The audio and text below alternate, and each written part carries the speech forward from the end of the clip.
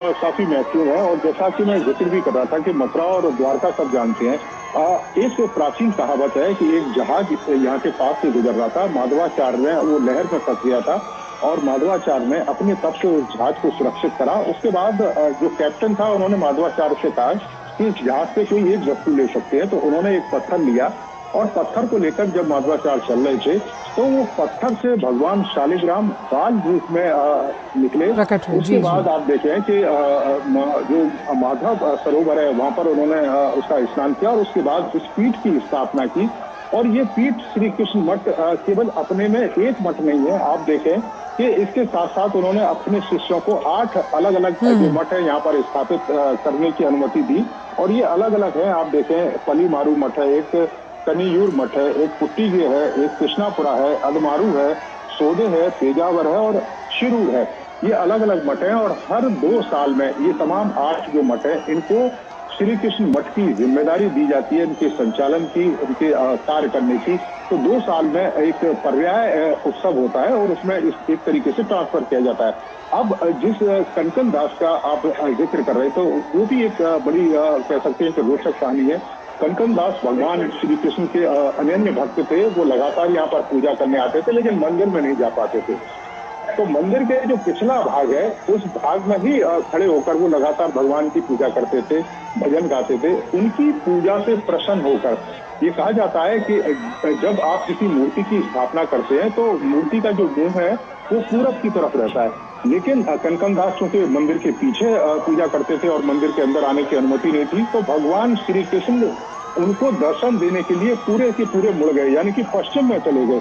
तो ये एक कहानी है और यही कारण है कि आप देखें कि कनकन जो कुंडी है वहां पर बनाई गई है, जहाँ से 9 छिद्र हैं और वहां से जो भगवान श्री कृष्ण के जो दर्शन है वो किए जाते हैं। प्रधानमंत्री यहाँ पर पहुंचेंगे और एक स्वर्ण जो मंडप है उस मंडप का भी शिलान्यास प्रधानमंत्री करेंगे। और इसके साथ ही आप देखें कि कनकन हुंडी है वहां पर भी प्रधानमंत्री पहुंचेंगे और भगवान श्री कृष्ण के जो दर्शन है वो करेंगे। तो खासा महत्व है इस मठ का।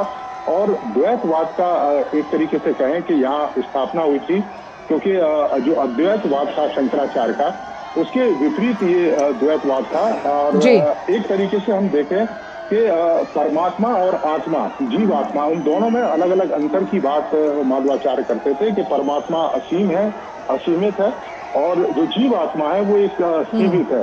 तो ये द्वैतवाद का प्रतिपादन उन्होंने यहाँ से शुरू किया और पूरे दुनिया में जो उनके जो अनुयायी हैं वो इस समय यहाँ पर आते हैं। और ये एक खास और इसीलिए हम कहते भी हैं नीरज की परमात्मा और आत्मा के इस मिलन को अध्यात्म के सबसे उच्चतम चरण में गिना जाता है। और ख़ास तौर पे जो तस्वीरें हम लगातार दिखा रहे हैं इस रोड शो की, जहाँ प्रधानमंत्री को देखने के लिए, एक झलक पाने के लिए लाखों लोग यहाँ मौजूद हैं।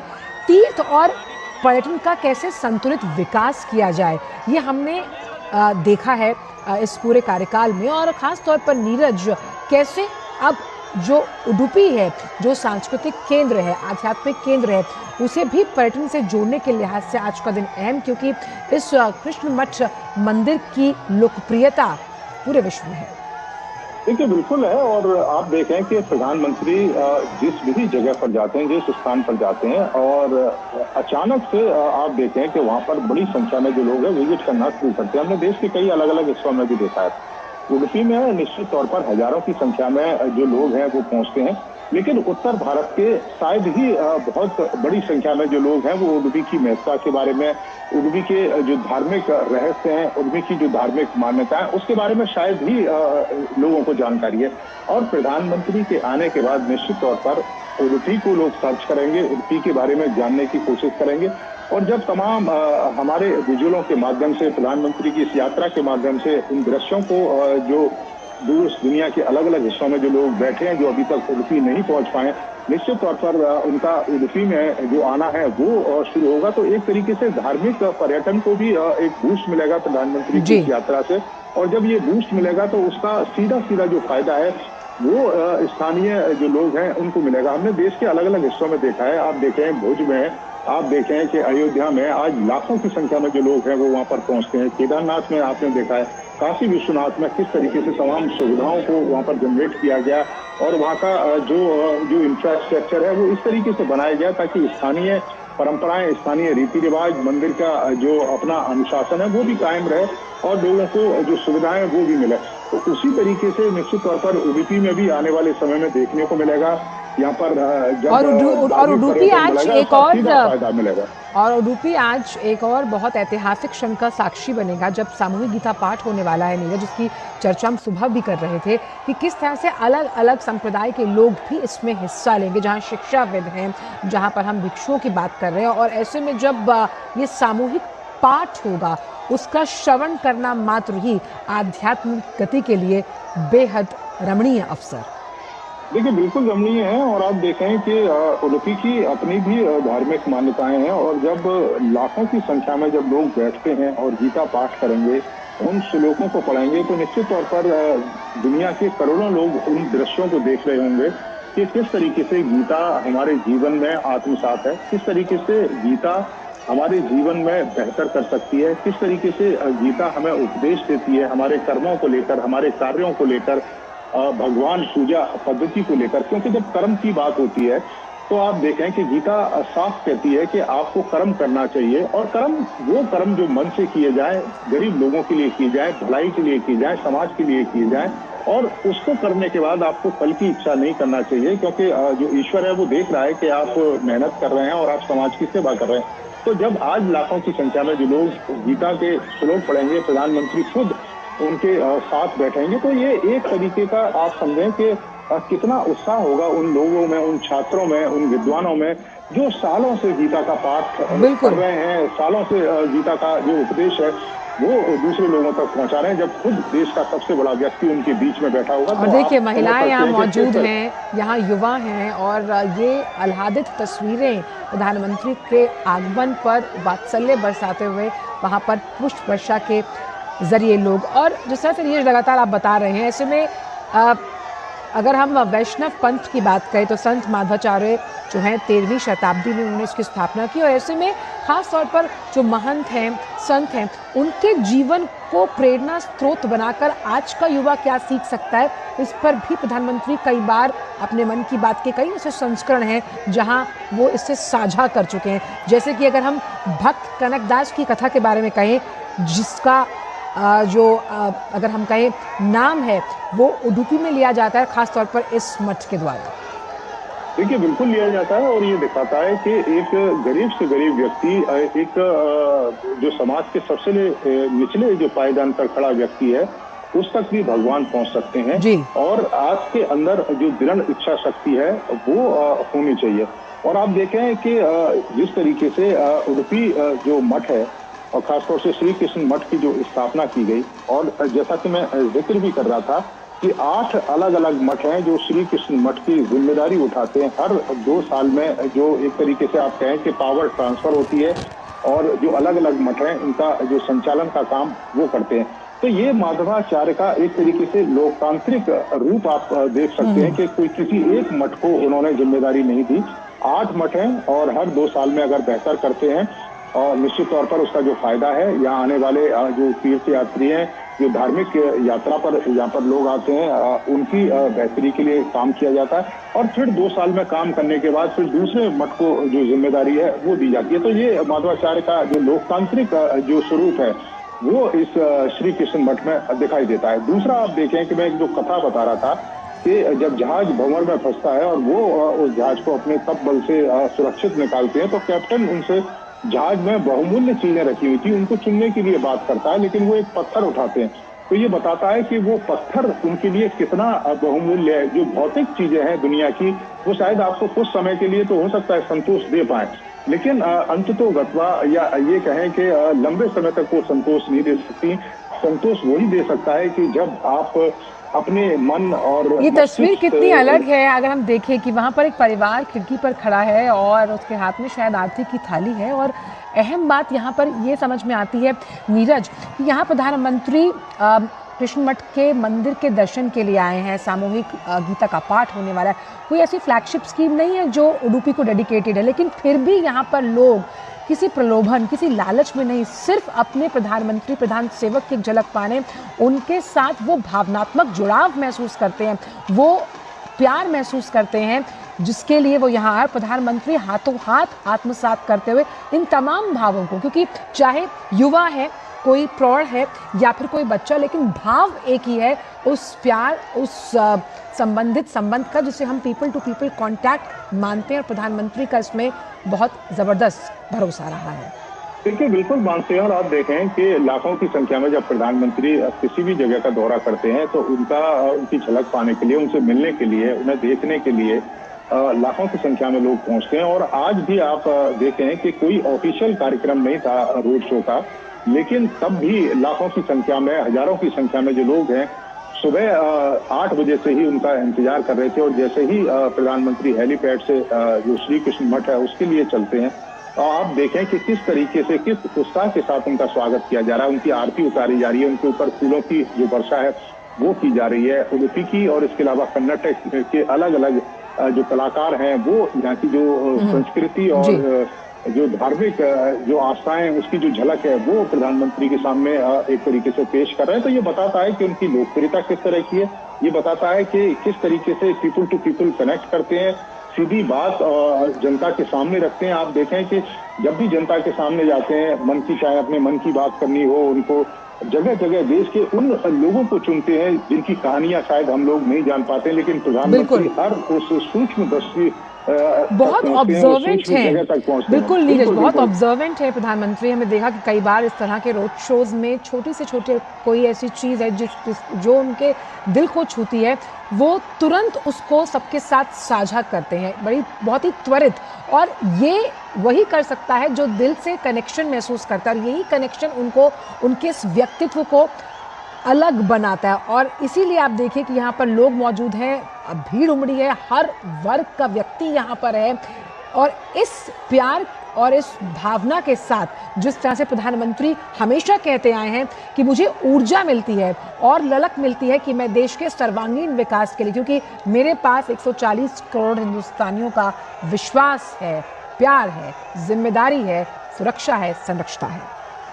देखिए, बिल्कुल ये एक तरीके की ऊर्जा ही है। और मुझे लगता है देखें कि प्रधानमंत्री का जिस तरीके का व्यस्त शेड्यूल रहता है, कुरुक्षेत्र गए, उसके बाद ब्राजील में देखें कि जो G20 है वो प्रधानमंत्री ने किया। इसके बाद आप देखें कि इंडिया पहुंचते हैं, इंडिया में प्रधानमंत्री अयोध्या जाते हैं, अयोध्या के बाद की मीटिंग्स और इस तरह के कार्यक्रम रहते हैं। तो ये बेशकीमती एनर्जी है, वो इस जनता के बीच से ही उनको मिलती है। और प्रधानमंत्री कहते भी हैं कि इस जनता के लिए 24 घंटे वो जो काम है लगातार करते रहते हैं। और यही कारण है कि उनके कार्यों को एक तरीके से अनुमति जनता देती है। और अनुमति कैसे देती है कि जब वो जनता के बीच में अपने कार्यों की रिपोर्ट लेकर पहुंचते हैं, जब चुनाव होता है, जनता के जनादेश के जरिए, बिल्कुल जो जनादेश है वो बताता है कि उनके कार्यों को लेकर किस तरीके से जो जनता है वो देख रही है। और यही जनता आपको यहाँ पर दिखाई भी दे रही है उडुपी की सड़कों पर। और 2 किलोमीटर का ये एक तरीके से रास्ता है, लेकिन इस 2 किलोमीटर के रास्ते में हमको कहीं पर भी ऐसी जगह नहीं दिख रही है जो खाली दिखाई दे। इतनी बड़ी संख्या में जो लोग हैं प्रधानमंत्री को देखने के लिए। और इस 2 किलोमीटर के रास्ते में कितना छोटा होता है 2 किलोमीटर, मात्र 2 से 3 मिनट में आप इसे पार कर सकते हैं। लेकिन 2 किलोमीटर के रास्ते में जब इतना प्यार हो, इतना दुलार हो, इतना वात्सल्य हो, इतनी भावनाएं, और इन्हीं भावनाओं से ओतप्रोत वो लोग जो आपको प्यार करते हैं, तो देखिए किस तरह से ये रास्ता जो है वो पुष्प के पथ पर, यानी कि आप रास्ते पर देखिए पुष्प वर्षा हो रही है। और ऐसे में जब अभी कुछ दिन पहले हमने संविधान दिवस मनाया नीरज, तो संविधान कहता है हम भारत के लोग, और ये जो शाश्वत वाक्य है, हम देख सकते हैं जिस तरह से प्रधानमंत्री का कार्यकाल रहा है, जो नीतियां रहीं, जो नीति रही, जो सोच रही कि किस तरह से भारत को वैश्विक पटल पर एक सुनहरे तस्वीर के साथ अंकित करना है, वैश्विक गुरु माना जाता है। उस लिहाज से वसुधैव कुटुंबकम की भावना को लेकर भारत लगातार आगे बढ़ता हुआ।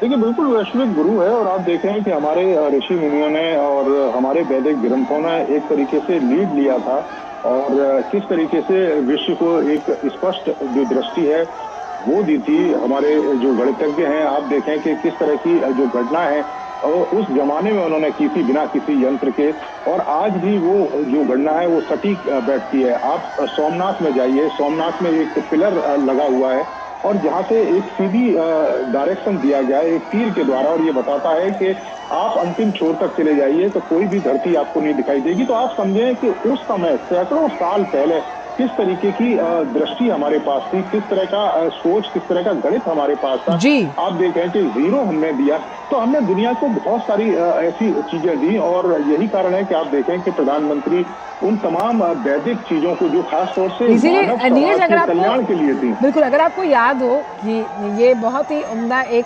तथ्य आपने कहा कि जब जीरो भारत ने दिया है तभी दुनिया को गिनती आई। और अगर हम थोड़ा पीछे जाएं तो जब प्रधानमंत्री रामेश्वरम गए थे तो अलग अलग कई भाषाओं में रामायण का पाठ किया गया था, वो भी अपने आप में ऐतिहासिक क्षण था। और आज जब सामूहिक गीता पाठ होगा जहां अलग अलग संप्रदाय के लोग इसको गाएंगे और हम यहाँ स्टूडियो के मंच के माध्यम से और आप वहाँ इसका श्रवण करेंगे, तो इस पूरे माहौल में एक बहुत ही सकारात्मक सोच उत्पन्न होगी, बहुत ही पॉजिटिव वाइब जिसे अगर हम कहते हैं वो क्रिएट करने की कोशिश है पूरे यूनिवर्स में।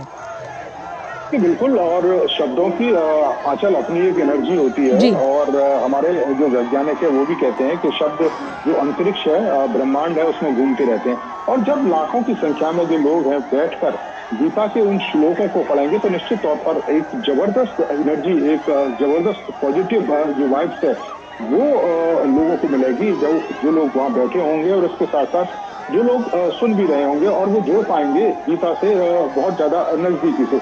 आप देखें कि गीता अगर आप पढ़ते हैं तो आपको कुछ ना कुछ गीता में जरूर मिलता है, चाहे आप किसी भी संप्रदाय से रहे हों, किसी भी धर्म को आप फॉलो करते रहे हों, लेकिन गीता एक तरीके से सार है मानव समाज के कल्याण के लिए, मानव समाज के उत्थान के लिए। और मानव समाज के उत्थान के लिए तमाम बातों का जो जिक्र है वो गीता में लिखा गया है, और निश्चित तौर पर जब गीता का पाठ होगा तो उन बातों को दूसरे लोगों तक पहुंचाने में एक मदद भी मिलेगी, और उनकी की जो महत्ता है उसको भी एक तरीके से आप कहें कि एक बूस्ट मिलेगा। और ये आप देखें कि किस तरीके से लोग प्रधानमंत्री का जो स्वागत है वो कर रहे हैं। ये दृश्य भी अपने आप में कम नहीं है, क्योंकि एक तो उत्तर भारत में आंचल आप देखें कि इस समय सर्दी का मौसम है, लेकिन यहाँ पर उतनी सर्दी नहीं है और गर्मी आपको महसूस होती है, और उसके बावजूद भी जिस तरीके की जो भीड़ आपको दिखाई दे रही है, ये बताता है कि तमाम शारीरिक कष्टों के बावजूद बिल्कुल जो धार्मिक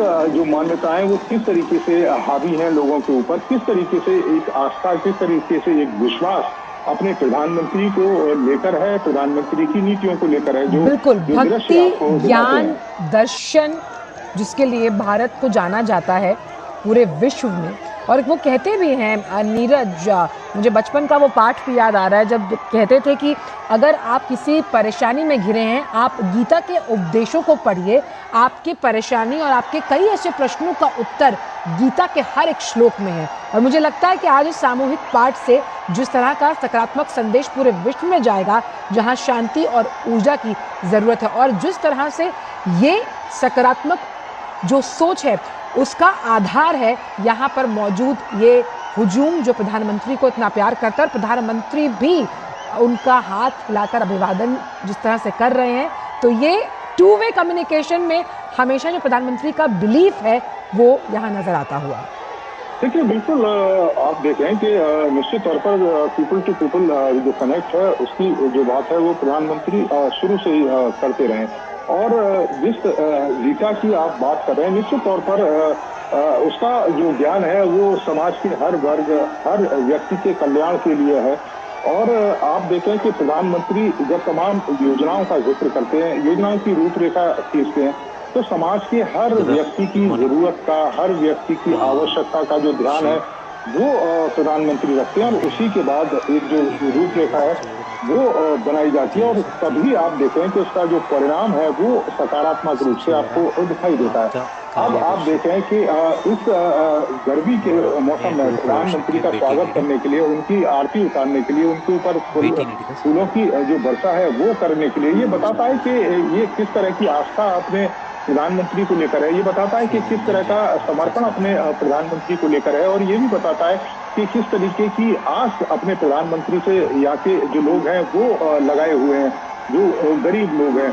और आप देखें कि तमाम योजनाओं में जब प्रधानमंत्री जिक्र करते हैं, आपने संविधान का जिक्र किया, जो सबके साथ सबके विश्वास की भी बात हमारा भारत का संविधान करता है, और सबका साथ सबका जो विश्वास है उसमें ये स्पष्ट कहता है कि हर संप्रदाय, हर समाज के व्यक्ति का विकास, हर समाज के व्यक्ति का साथ। और उसी वाक्य को लेकर प्रधानमंत्री लगातार आगे चलते हैं। और आपने देखा भी है कि प्रधानमंत्री के तमाम जो भाषण है उनमें इस बात का जो जिक्र है वो भी होता है कि किस तरीके से वो समाज के हर व्यक्ति को साथ लेकर आगे बढ़ना चाहते हैं। आप देखें कि जिस तरह की रूपरेखाएं बनाई जाती है, नॉर्थ ईस्ट हमने आंचल देखा है कि किस तरीके से पिछड़ा पड़ा हुआ था, एक तरीके से अलग थलग छोड़ रखा था।